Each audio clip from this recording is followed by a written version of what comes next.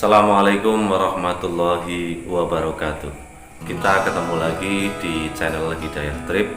Mudah-mudahan apa yang saya berikan, apa yang kami berikan bisa bermanfaat bagi kita semuanya. Dan mudah-mudahan apa yang sedang kita jalani benar-benar apa yang menjadi pengabdian diri kita kepada Allah Subhanahu wa Ta'ala, dan apa yang kita rencanakan mudah-mudahan mendapatkan ridhonya. Amin amin ya rabbal alamin. Oke teman-teman sekalian, dalam kesempatan kali ini saya akan membahas tentang sebuah mimpi kembali ya. Jadi ada teman yang bertanya tentang suatu mimpi. Nah, kita bahas tujuannya apa? Tujuannya adalah untuk menjadi pencerahan kita semuanya. Oke, kita simak ya di Hidayah Trip. Ada seseorang yang bertanya, beliau telah bermimpi gini. Dia bermimpi telah dikubur hidup-hidup. Dia ditimbun dalam sebuah lubang, dia ditimbun oleh tanah. Kemudian di dalam tanah itu dia pasti dong namanya ditimbun tanah, dikubur hidup-hidup, kemudian dia pasti mati. Nah, ketika dalam matinya itu dia dalam kondisi mimpi itu gitu ya. Dalam kondisi mimpi itu dia merasa sudah mati. Di alam sana yang pertama dia itu didatangi oleh makhluk. Yang pertama namanya kadal. Tapi kadal itu sifatnya, bentuknya, wujudnya seperti raksasa besar gitu ya. Besar, seperti komodo lah gitu. Nah, kemudian kadal itu bertanya, menyampaikan kepada orang tersebut, "Hai manusia, tahukah kamu bahwa ini adalah tempat pembalasanmu?" Kemudian dia menjawab, "Ya, aku tahu." Kemudian komodo kadal besar itu pergi. Kemudian datang lagi makhluk, namanya makhluk seperti King Kong. King Kong itu menyampaikan kepada orang tersebut, "Hai manusia, tahukah kamu bahwa tempat ini adalah tempat sejahat-jahatnya tempat bagi mereka yang banyak dosanya, banyak perbuatan yang tidak benarnya." Kemudian orang tersebut merasa bersedih. Dia teringat dosa-dosa masa lalu yang pernah dilakukannya, terutama adalah kepada ibu dan bapaknya. Oke, mimpi itu ya kita bahas pada pertemuan kali ini. Mudah-mudahan bisa bermanfaat, mudah-mudahan bisa menjadi iktibar, menjadi contoh bagi kita semua untuk kewaspadaan bagi diri kita semuanya. Oke, kita pahami bersama ya. Nah, seseorang yang mimpi dikubur hidup-hidup itu gambarannya orang tersebut itu akan dizolimi, akan dijahati, ya, akan disalahi. Kenapa? Dia sedang hidup kemudian dipaksa agar dia itu mati.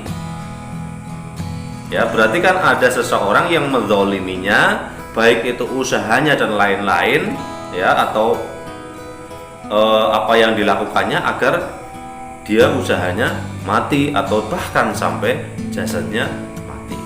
Nah, tetapi di situ beruntunglah orang tersebut ketika dikhianati, kemudian dia mati, atau ibaratnya dia itu menderita setelah dikhianati oleh orang lain, usahanya bangkrut dan lain-lain, tetapi harus diambil hikmahnya.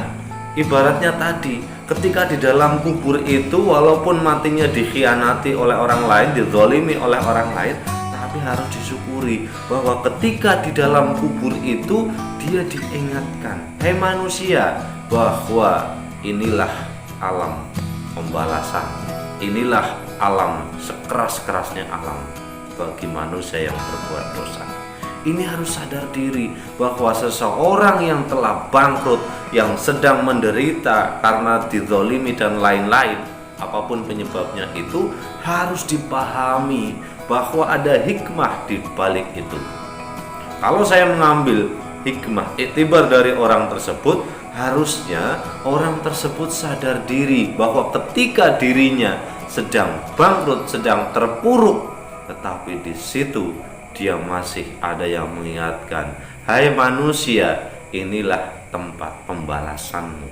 Hai manusia, inilah tempat yang keras yang menjadi balasan bagi orang-orang yang berbuat durhaka kepada Allah.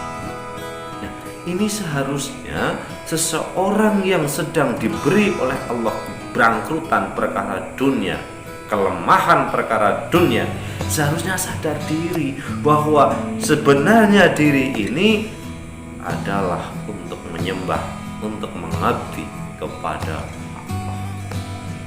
Jadi mimpi tersebut menggambarkan kepada orang tersebut yang mimpi itu khususnya, dan kepada diri kita pada umumnya, seseorang hidup di dunia ini bukan berarti kita berkelimang harta kemudian melupakan Tuhannya, tetapi sadarilah bahwa segala sesuatu yang ada sebenarnya jadikanlah sebagai sarana, sebagai wasilah, sebagai lantaran agar diri kita bisa kembali kepada Sang Maha Pencipta. Orang-orang yang durhaka itulah yang nantinya akan mendapatkan balasan yang kejam, balasan yang keras terhadap apa yang dilakukan. Sadarlah bahwa setelah kehidupan ini nanti ada kehidupan lagi, kehidupan yang hakiki, kehidupan yang abadi, yang tidak pernah ada habisnya, kecuali diri itu mendapatkan suatu kebahagiaan, maka dia akan mendapatkan kebahagiaan yang sempurna, yang hakiki, yang abadi.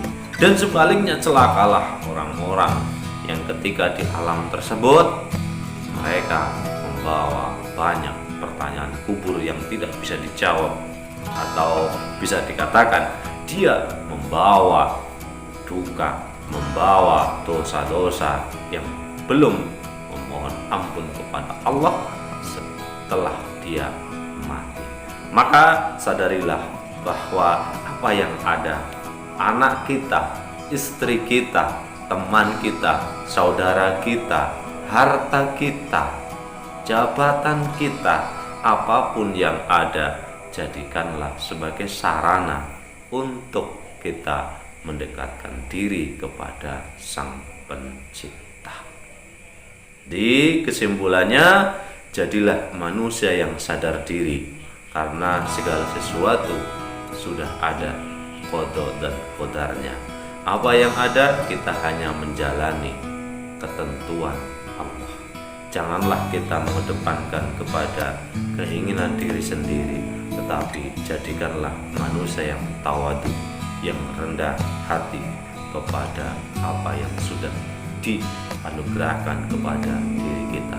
Wallahu a'lam bishawab. Assalamualaikum warahmatullahi wabarakatuh.